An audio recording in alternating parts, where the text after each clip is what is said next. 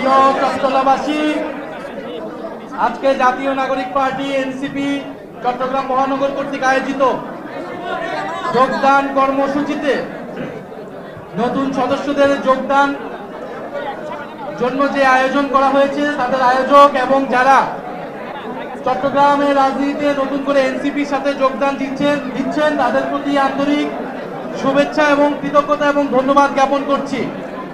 এনসিপির যে বসন্ত চলমান, সেই বসন্তের ফুল হয়ে আপনারা ফুটছেন চট্টগ্রাম মহানগরীতে এবং আমরা বিশ্বাস করি, আমরা আস্থা রাখি এই বসন্তের সুবাতাস ছড়িয়ে যাবে বাংলার প্রতিটি আনাচে কানাচে। প্রিয় চট্টগ্রামবাসী, আমরা জানি চট্টগ্রামের ইতিহাস রাজপথের রক্ত দেওয়ার ইতিহাস। ব্রিটিশ বিরোধী আন্দোলন থেকে 1971 এবং জুলাই গণ অভ্যুত্থান, ইতিহাসের প্রতিটি গণ আন্দোলনে প্রতিটি মুহূর্তেই চট্টগ্রামের মানুষজন এদেশের মানুষের জন্য ভূমিকা রেখেছে, গণতন্ত্রের জন্য ভূমিকা রেখেছে। চট্টগ্রামের ইতিহাস হাবিলদার রজব আলীর ইতিহাস, সূর্য সেন এবং প্রীতিলতার ইতিহাস। আমরা তাদেরকে ধারণ করেই এই জুলাই গণ অভ্যুত্থানে চট্টগ্রামে লাখ লাখ মানুষ রাজপথে নেমে এসে স্বৈরাচার এবং ফ্যাসিবাদের পতন ঘটিয়েছিল। আমরা সেই জুলাই গণ অভ্যুত্থানের সেই সাহসিকতা, সেই প্রতিরোধ, প্রতিবাদ এবং বিদ্রোহকে ধারণ করে চট্টগ্রামকে সংগঠিত করব বলে আশা ব্যক্ত করছি। প্রিয় চট্টগ্রামবাসী, আজকে বাংলাদেশে নতুন করে আবার সংকট তৈরি হয়েছে।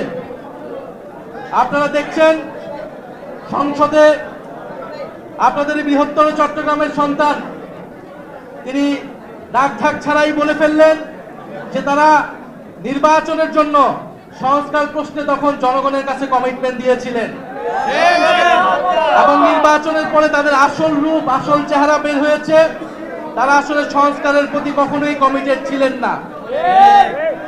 এবং আমরা এই কথাটি অনেক আগে থেকেই বলে এসেছি, বাংলাদেশের সংস্কার এবং জুলাই গণহত্যার বিচার বাস্তবায়ন করতে হলে এটা এনসিপিকেই করতে হবে, এনসিপিকেই দ্বারা হতে হবে এবং সংস্কারের পক্ষে, বিচারের পক্ষে আপনাদের আমাদেরকে আন্দোলন গড়ে তুলতে হবে সংসদ এবং সংসদের বাহিরে। সেটার জন্য তরুণ প্রজন্ম এবং যারা জুলাই গণ অভ্যুত্থানে যে সকল পক্ষ অংশগ্রহণ করেছিল তাদের সবাইকে আবার ঐক্যবদ্ধ হতে হবে।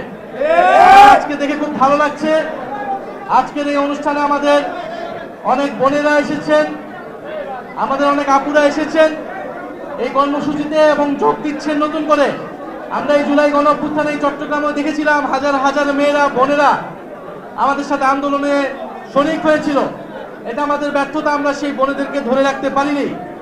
আমাদেরকে সেই বোনেদেরকে আবারও রাজনীতিতে নিয়ে আসতে হবে এবং তাদের জন্য উপযুক্ত পরিবেশ, নিরাপদ পরিবেশ নিশ্চিত করতে হবে। সেটা আমরা পারবো তো ইনশাল্লাহ?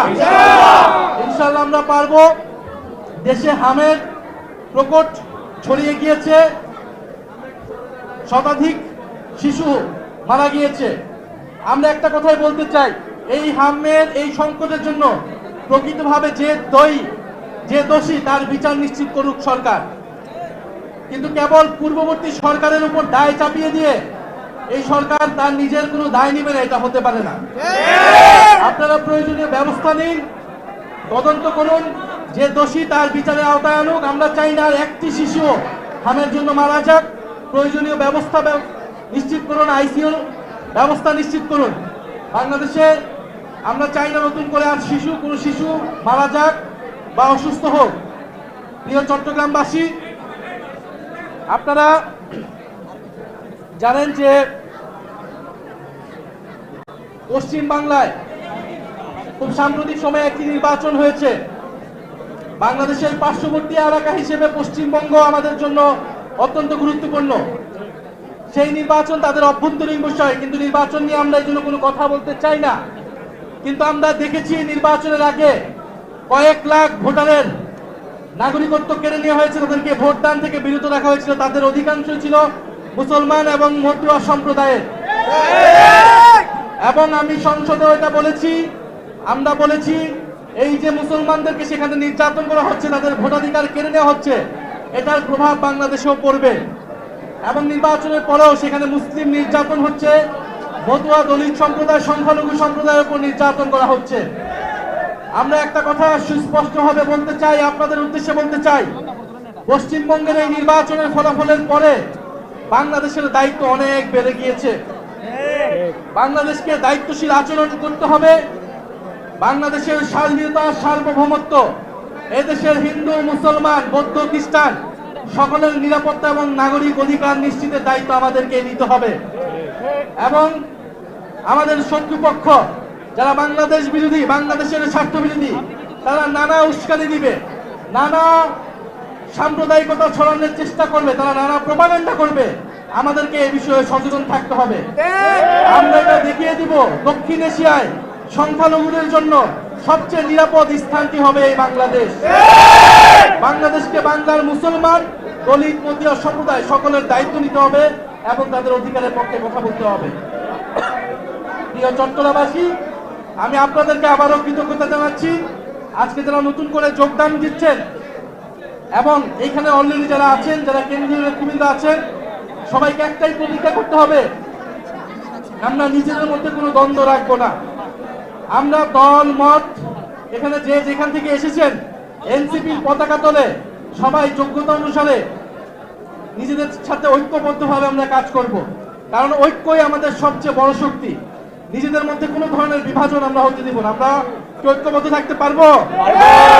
আমরা কি সবাই ঐক্যবদ্ধ থাকবো?